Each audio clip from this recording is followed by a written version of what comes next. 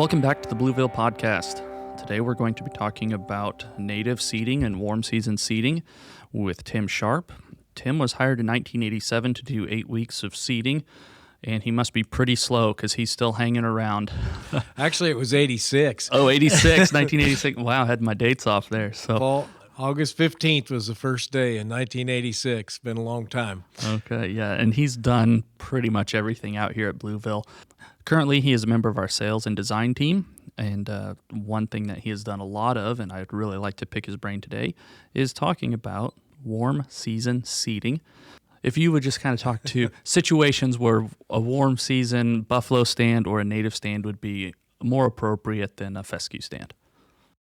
Gladly. A lot of times with the native seeds, people are a little resistant, especially in urban environments, because they green up later in the spring and they go dormant earlier in the fall. But they are a native in this area and do real well without a lot of added fertilizers or weed control once they're established and thick. So, and that takes a little time with the natives. They aren't going to be as quick to cover and get a mature lawn like fescue will in just a matter of months from seed. But buffalo anymore, since they started the seed treatment, the cold treatment, so it comes up quickly. It does cover pretty well. The first year you get about 80% coverage, and then by the end of May the following spring you usually get to 100% coverage. Probably through that year and the next, if you do a good job of keeping the weeds out after that, it's going to be spot spraying here and there to get broadleafs out of it. Otherwise, it's going to be so thick that it doesn't bother. One thing that we found is mowing it a little high, 4.5 or somewhere in that vicinity, really helps keeps the weeds choked out of it, and it looks fine. And it grows slow, so it doesn't really require mowing every week like a fescue would, every 2 or maybe 3 weeks. During its growing season, it's usually plenty often enough for that. Yeah, and when it comes to that weed control on the buffalo lawn, I've also discovered that quinclorac, which is a post-emergent control for crabgrass and some broadleaf weeds, is very gentle on that buffalo. So you could go out and spray that on brand new buffalo plants, and you're not going to worry about killing those off. But you also don't want to be out there spraying every other week. So mowing comes in real handy on that weed control. Right. And that's really a lot of what needs to be done the first year or so is just a regular mowing and keep those broadleafs from being able to seed out and keeping them mowed off. Spraying is a part of the weed control, but you don't want to be out there every week doing that. So yeah. So if you come to a site, what's your prep work like for seeding to buffalo or even to native? Well, most natives and buffaloes included in that don't require. In fact, they like compacted soil a little bit more so than say a fescue or a rye. Both of them, but fescue and rye, you need to work it as deep as you can and get it loosened up, and let those roots get down through there. The natives actually seem to prefer the compacted soil sites, and for the most part, it actually helps suppress some of the weeds too. With that, there's a few weeds that like compacted soil too, but we usually just if the grade's good, you can go in with a slicer and just slice into the top with buffalo. With the natives, we have a drill that's made for them. They're kind of a fluffy seed. They won't go through typical seeders very well. The other option with them is to either hand broadcast it or we will hydroseed them. And with the tall natives, we found that if we add some biological enhancer to it, it'll help speed up the germination and the establishment of those considerably. Typically with tall natives, you're looking at a 3 to 4 year establishment period. If you ever get a chance to go down to the Discovery Center here in Manhattan, You can see the root systems on some of these native grasses, and they go down for many feet. It spends the first few years growing those roots, and you don't see a lot on top. It'll just have a small tuft of grass on top, and then once they're satisfied that they've got a good root system, they'll go into growing top, and it'll start to spread, and they'll run into each other and choke out all the weeds. And with them, that's mowing is the key, but you don't want to mow it too often with tall natives. Mow it about 3 times a year, 4 times a year. First few years, just to keep the weeds knocked down. But for the most part, let them grow, let the sunshine work on those leaves and make food so they can grow roots. That's what's going to get them stronger quicker. Sure, sure. A lot of times when you're seeding to buffalo or native, you're not on the most flat areas, or you're not in areas that get a lot of moisture because they're generally not irrigated properties. What's the best way to mulch those areas to help with erosion and then also to promote germination rate? And that's correct. One of the things that the reasons you'd want to use a native is because they don't require any additional water typically, but to get them started, it is good to water. Every 3 or 4 days. It's different than fescue where you want to water every day. If you water and soak it up every 3 or 4 days, you'll get less weed growth because it'll dry out in between, and it'll kind of kill off some of those weeds. But the natives, they kind of like that deep cycle type of system.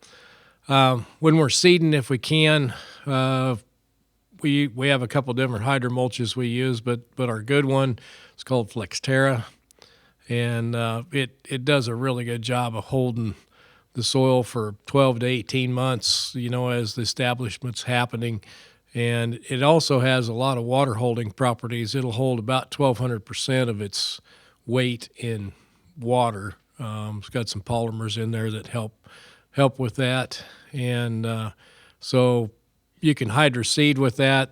The seed's right in that mix, and it's holding moisture right there. It's holding the soil in place, while things are getting established. And so that's a good way to go if you can. Okay. What kind of buffalo seed are we using right now? We typically use a Sharps Improved 2, no relation. Neither is a calculator company. And it comes as a treated, cold treated product, and what they do is they run that through I think it's anhydrous ammonia, and it's brought down to minus 20 degrees or something like that for a certain period of time, and then they dye it. Typically, it's kind of a blue-green dye on the hull. When you look at buffalo, what you think is a seed, it's actually a hull. There's like 5 to 8 seeds inside that hull. And what that cold does is it breaks that hull apart so the moisture and the microbes can get in there and work on that quicker and get to that seed and get it germinated once it's in the ground, and takes off a lot quicker. Otherwise, it has to go through a winter before a lot of them will germinate and come up the following year. So it helps that first year seed or establishment rate increase considerably. Sure. The other big difference between seeding warm season and cool season grasses is the application rate. With fescues, you're looking at 8 to 10 pounds per thousand. Can you speak to the application rates, seeding rates on these natives, buffalo? Buffalo, much less. Typically, we use 2 pounds per 1,000 square feet. If you got a high-end area that they really want to get coverage quick, we'll bump that up to 3 pounds per 1,000 square feet. Or if you've got a very large, meadow that you're wanting to get back to short natives with buffalo or buffalo blue grama mix, we can cut that down to 1 pound per 1,000. It's going to take a little longer to get coverage on everything, but it will spread and take over with time. It'll probably take 2 years instead of a year to get established with buffalo that way. And what's the difference between the Sharps Improved 2 and the Blue Grama? The blue grama is also a short native. They look real similar to each other, and they make a good pairing just to kind of help fill in the holes. Buffalo tends to get a little patchy once in a while, and it'll have the blue grama will fill in between. When you're looking at them, you won't be able to tell the difference. The blue grama will get about 12 to 15 inches high if you don't mow it, so it's still pretty short. Has a really neat looking seed head that just floats off to one side of the top of the stem if you don't mow it and let it go to seed. But both of them, they work well together as a lawn type grass. Okay, yeah. And when we get into native, that tends to be a blend of different native grasses, prairie grasses. Can you speak to what those blends might consist of? Typically, you'd have large blue stem, big blue stem, little blue stem, side oats grama, western wheatgrass. Sometimes there be some forbs. I can't think of it right off the top of my head, but there's usually some of the one mixes we have like 3 or 4 different forbs that grow in there that bloom different times of the year. And you could put other wildflowers in with it too if you want to. You're going to let it grow.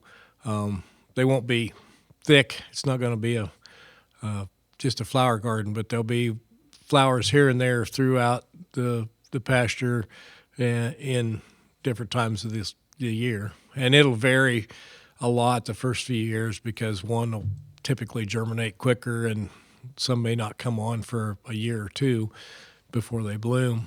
And then so you'll see more of, usually yellows will come in first and some of the others that are reds and blues will come later. Okay. And then the timing of when we would want to seed.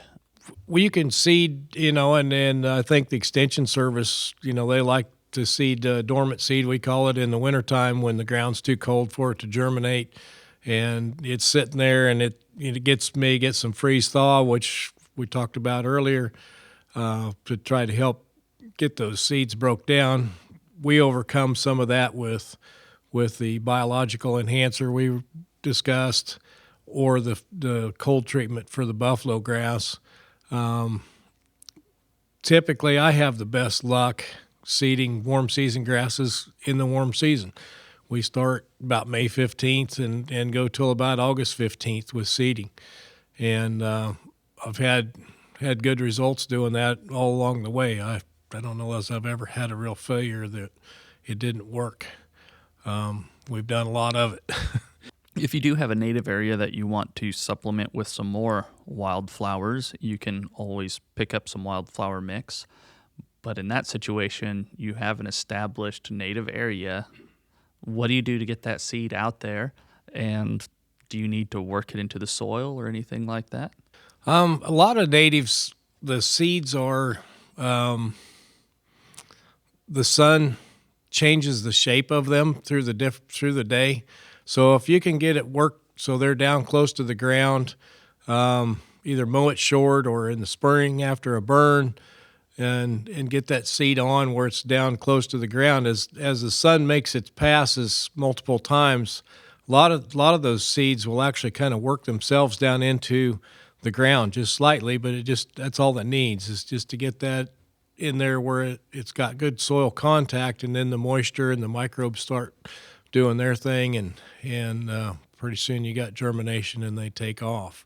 So if you can get it work down to the ground, that's the best thing. And even if you could run a harrow or something over it to, just get a little bit of loose and kind of help cover those, that'd be great. But sometimes that doesn't work. So yeah, that's incredible that they will plant themselves essentially. I've seen some videos. I don't know if there's anything. There probably is out on YouTube about this.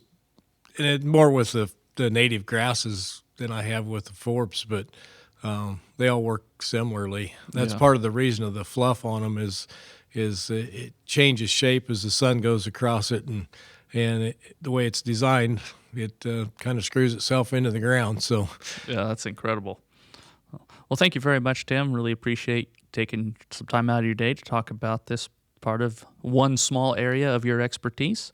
If you guys have any questions about this, I can answer them, but Tim is definitely your number one point of contact if you want any large areas seeded to buffalo or to native. You can reach us at podcast@bluevillenursery.com, and we look forward to talking to you again in the future. Thanks.